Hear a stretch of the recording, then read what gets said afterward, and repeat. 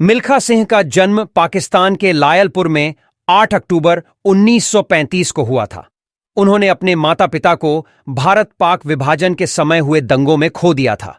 वह भारत उस ट्रेन से आए थे जो पाकिस्तान का बॉर्डर पार करके शरणार्थियों को भारत लाई थी। अतः परिवार के नाम पर उनकी सहायता के लिए उनके बड़े भाई बहन थे। मिल्खा सिंह का नाम सुर्खियों में तब आया जब उन्होंने कटक में हुए राष्ट्रीय खेलों में 200 तथा 400 मीटर में रिकॉर्ड तोड़ दिए।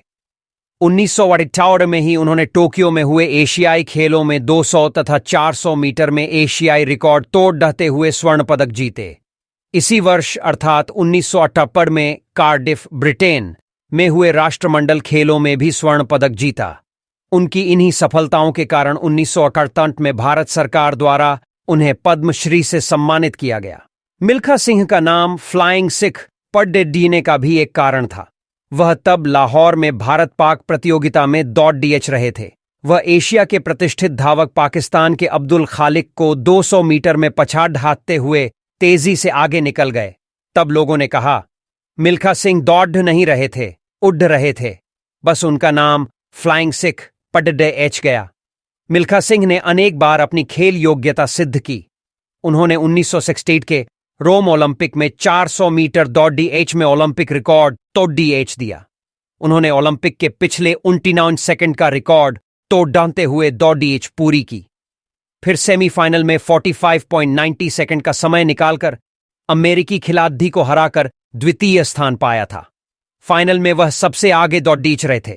उन्होंने देखा कि सभी खिलाड़ी काफी पीछे हैं, अतः उन्होंने अपनी गति थोड़ी धीमी कर दी, परंतु दूसरे खिलाड़ी गति बढ़ाते हुए उनसे आगे निकल गए। अब उन्होंने पूरा जोर लगाया, परंतु उन खिलाड़ियों से आगे नहीं निकल सके। मिल्खा सिंह को बाद में एहसास हुआ कि गति को शुरू में कम करना घातक सिद्ध हुआ, परंतु सर्वश्रेष्ठ धावकों में उनका नाम अवश्य था।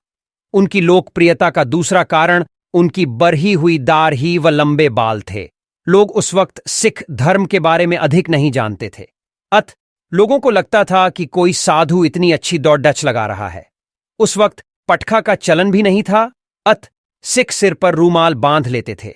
मिल्खा सिंह की लोकप्रियता का एक अन्य कारण यह था कि रोम पहुंचने के पूर्व वह यूरोप के टूर में अनेक बड़े खिलाड़ियों को हरा चुके थे और उनके रोम पहुंचने के पूर्व उनकी लोकप्रियता की चर्चा वहां पहुंच चुकी थी।